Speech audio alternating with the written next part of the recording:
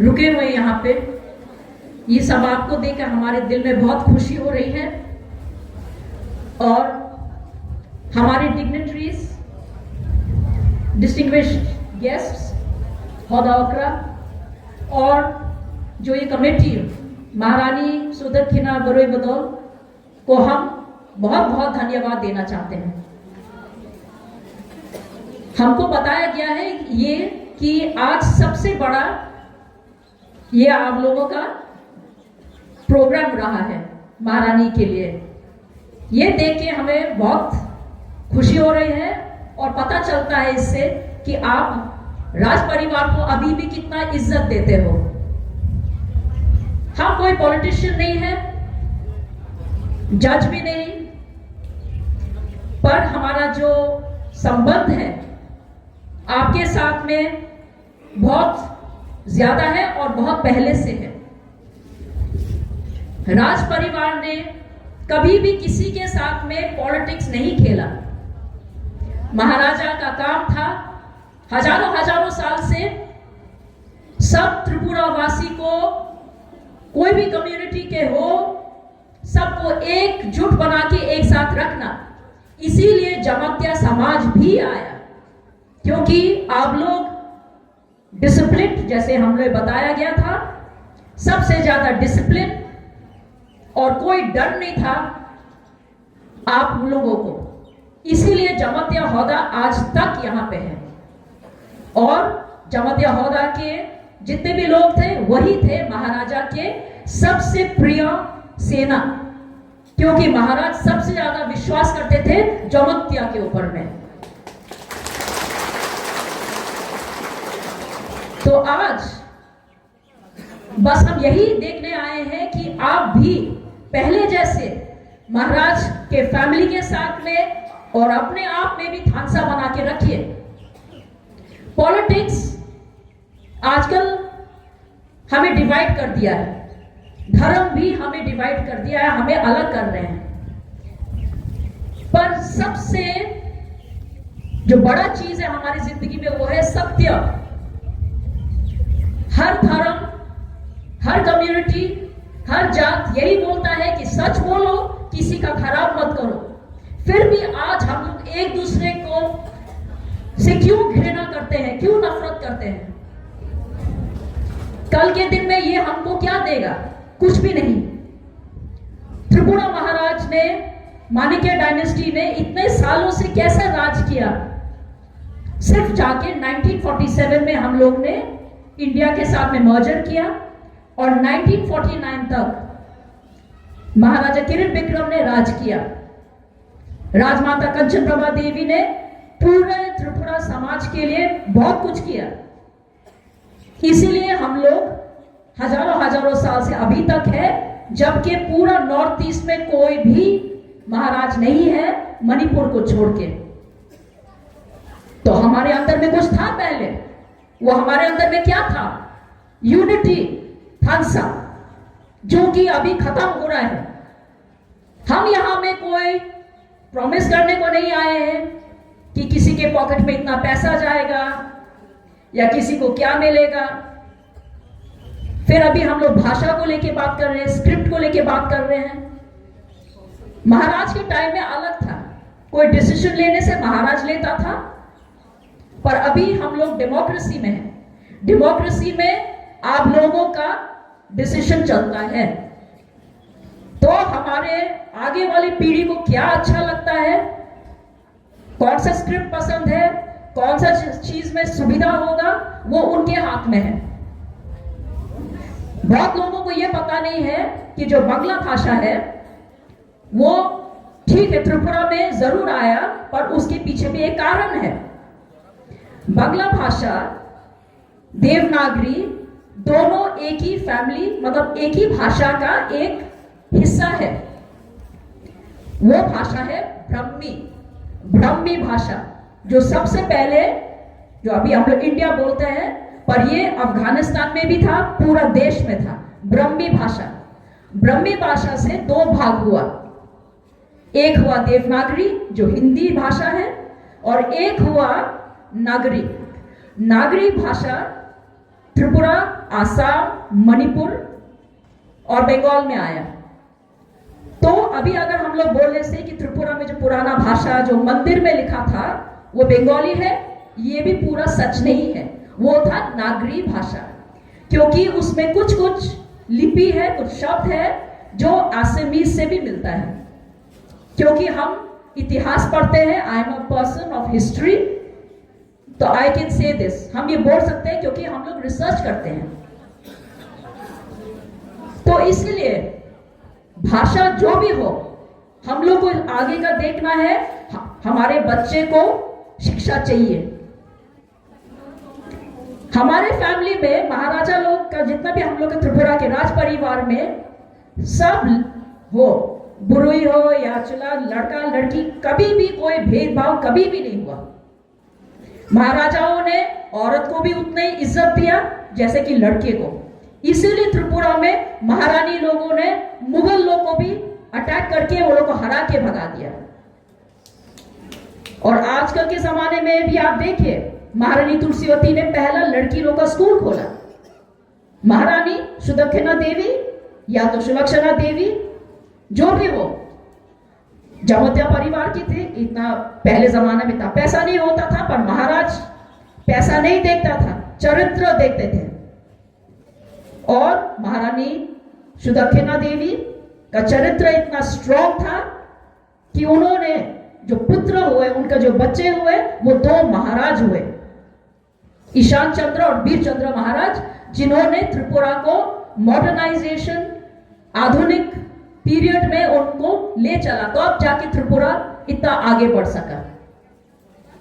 तो आप सोचो महारानी का कितना पावर था उस जमाने में। और अभी मॉडर्न टाइम आ गया है, पर अभी भी हमारे जो गर्ल्स हैं, लड़कियां हैं, औरत है, उनको शर्म आता है बहुत कुछ करने के लिए, क्योंकि उनके पास में अच्छी शिक्षा नहीं है, पैसा नहीं है। इसके वजह से उनका बहुत सपना जो होता है आगे बढ़ने का, वो नहीं हो सकता है। पर इसमें हम लोग सब जिम्मेदार हैं, क्योंकि कोई मदद नहीं करता है और विश्वास नहीं करते हैं कि औरत भी आगे बढ़ सकती है। जैसे कि हमने सुना यहाँ पे इंडिया में बहुत बहुत औरतों ने राज किया है। और ये जरूर मुझे भी खुशी है कि आप लोग ने ये जो बुरुई बदौल किया है, हौदा के साथ में मिलकर आप लोग काम कर रहे हैं औरतों के लिए, ये बहुत बड़ा स्टेप है। पर इसमें भी आपको समझना पड़ेगा कि आपका क्या प्लान है आगे जाके। सिर्फ औरतों को मिलके थोड़ा बहुत करने से नहीं होने वाला। कल का जमाना आपके ऊपर है और कोई लड़का लड़की के ऊपर में भेदभाव नहीं होगा, क्योंकि सब एक है। इलेक्शन के टाइम में रिजर्वेशंस है, तो आपको भी आगे बढ़ना चाहिए। लड़कियों को पता है, औरत को पता है कि फैमिली में क्या क्या प्रॉब्लम्स होता है, जो कि आदमी को पता नहीं होता, क्योंकि आदमी काम करता है ऑफिस में या कहीं पे भी, पर घर में औरत को मैनेज करना पड़ता है, सब कुछ संभालना पड़ता है। तो औरत एक अच्छी एडमिनिस्ट्रेटर है, मैनेजमेंट उनके खून में है कि हाँ हमारे पास इतना पैसा है, कम पैसा है, उसी से हमको सब चलाना है, बच्चों को पढ़ाना है, खाना खिलाना है, घर बनाना है और फिर अपने पैर में भी खड़ा होना है। तो औरत सबसे अच्छा जानती है, वो शी इज द बेस्ट जज to know what is right for her family. And if a woman knows what is good for her family, she knows what is good for the society and for the country. तो अभी आते हैं, anyway हमने आपको बहुत बोला, अभी शायद हम लोग अभी थोड़ा सा महारानी सुलक्षणा देवी या सुदक्षिणा देवी के बारे में बोलते हैं। तो जैसा हमने बोला, हमारा काम है त्रिपुरा के हेरिटेज, कल्चर और हिस्ट्री के बारे में रिसर्च करना। हमारा एक ऑर्गेनाइजेशन है जिसका नाम है intact, Indian national trust for art and cultural heritage, और हम त्रिपुरा के इंचार्ज हैं, कन्वीनर। तो बहुत साल से हम लोग रिसर्च कर रहे हैं त्रिपुरा के अलग अलग जगह में मंदिर और हमारे इन्वायरमेंट, पैलेस कैसे करके प्रिजर्व करना है, हमारे म्यूजिक, डांस, कल्चर, बहुत कुछ है इसमें। तो ये सब करने के टाइम में कुछ पुराने मंदिर है यही पे उदयपुर में, उसमें आपका जगन्नाथ मंदिर है। तो उस जगन्नाथ मंदिर में जब भी महाराजों ने पहले कुछ बनाते थे या महारानी कुछ बनाने से, उसमें एक इंस्क्रिप्शन होता था, मतलब एक राइटिंग होता था, और वो मंदिर में लगा जाता था कोई भी शुभ अवसर में, कोई अच्छा काम करने से। तो कृष्ण किशोर मानिक्य जब उन्होंने कैपिटल शिफ्ट किया उदयपुर से, जो अभी पुराना अगरतला, उस टाइम वो नया अगरतला बोलते थे, खैरपुर, तब भी उन्होंने एक वो स्टोन में इंस्क्रिप्शन राइटिंग लिखा। और यहीं पे जगन्नाथ डोल बोल के वहां पे भी इंस्क्रिप्शन है। वो हुआ था त्रिपुरा के नया साल में। वो अभी हमारे त्रिपुरा ईरा देखने से त्रिपुरा अब्दों में 1254 या तो एडी में 1844 एडी में जगन्नाथ डोल बनाया गया था, और वहां पे 3 मूर्ति रखा गया था, जगन्नाथ, सुभद्रा और बलराम का। और ये काम किया था महारानी सुलक्षणा देवी, उसमें लिखा है महारानी सुलक्षणा देवी और कृष्ण किशोर मानिक्य। तो हमको लगता है कोई कोई कॉइन्स भी है, उससे भी पता चलता है कि शायद सुदक्षिणा देवी और सुलक्षणा देवी एक ही है, नाम अलग अलग ढंग से लिखा है।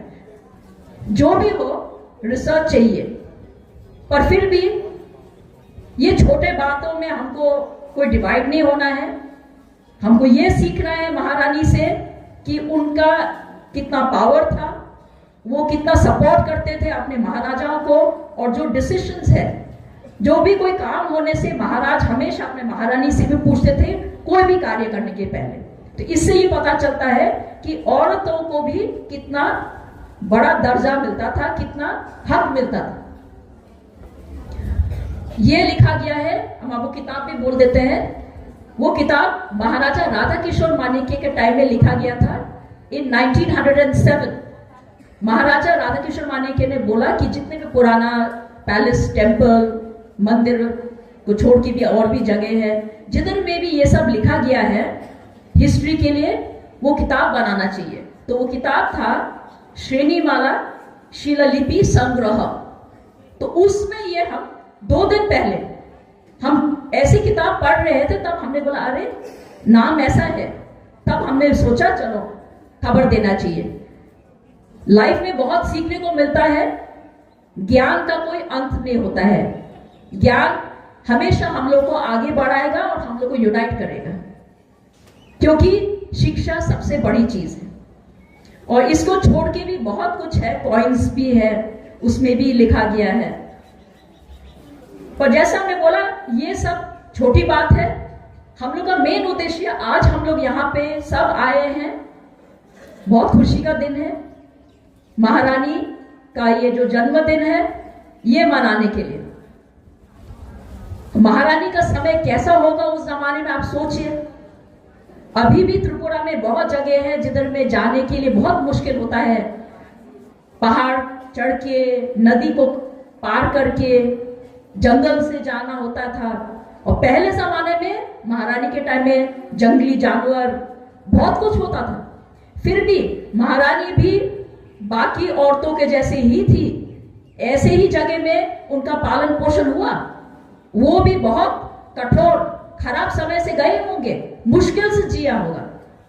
अभी देखा जाए तो हम लोग का जिंदगी बहुत अच्छा है, बात करने के लिए मोबाइल फोन है, लाइट है, इलेक्ट्रिसिटी, फैन, एसी, अच्छा घर है। पर महारानी का भी तो एक समय होगा जब वो बेचारे कोई छोटा सा बांस का घर में रहते होंगे जंगल में, पर आगे बढ़ने का उनका भी एक मन था। तो इसीलिए बढ़ के वो पैलेस में वो आई, 2 महाराजाओं का जन्म दिया। कोई कहते 3, पर 2 का तो वीरचंद्र, ईशान चंद्र तो थे। तब पूरा लोगों का दुख देख के महारानी और उनके जो महाराज और बच्चे थे, उन्होंने समझा कि नहीं, हमको अपना त्रिपुरा को आगे बढ़ाना है। कैसे बढ़ाए?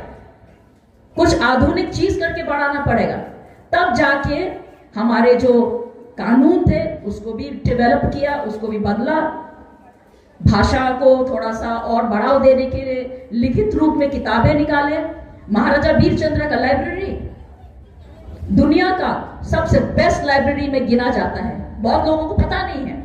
महाराजा वीरचंद्र एक साइंटिस्ट थे, आर्टिस्ट थे, गुड एडमिनिस्ट्रेटर और इंडिया का फर्स्ट फोटोग्राफर, जिन्होंने अपना रानी लोग को भी उतना ही इज्जत दिया और हर फील्ड में उनको इनकरेज किया, उनको बताया नहीं तुम लोगों को भी आगे चलना है।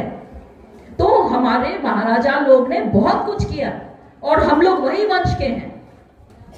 तो महारानी श्री दक्षिणा देवी जमत्या समाज से थी, पर उनका शादी कहां हुआ? महाराजा के फैमिली में। तो उनका जो खून है वो हमारा अंदर भी खून वही है, जो आपके अंदर खून है हमारा भी खून वही है।